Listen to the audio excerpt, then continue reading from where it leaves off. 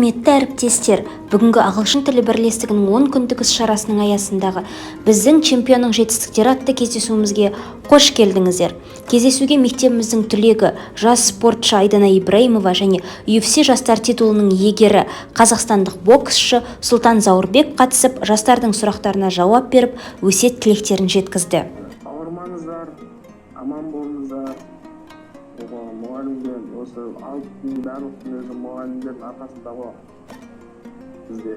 Сондықтан сіздер аман болыңыздар. Оқушыларға да айтарым, мықты болыңдар.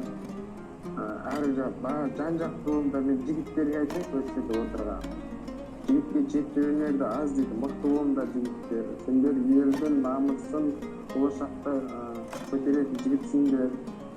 Қазақтың намысын, ер жігіт өмірге келген кезде мен не үшін келдім деп өзі сұрақ қою керек.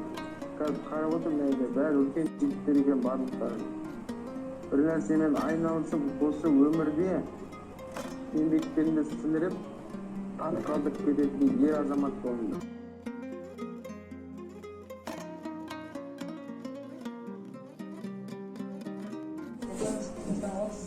Жылдығына орай жас спортшыларымызбен кездесіп болдыңыздар.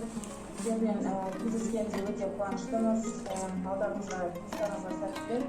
Жақсы күш-күштерді көрсетіңіздер. Тәуелсіздігіміздің 30 жылдығына орай ұйымдастырылған еліміздің жас спортшылармен кездесу өз мәресіне жетті.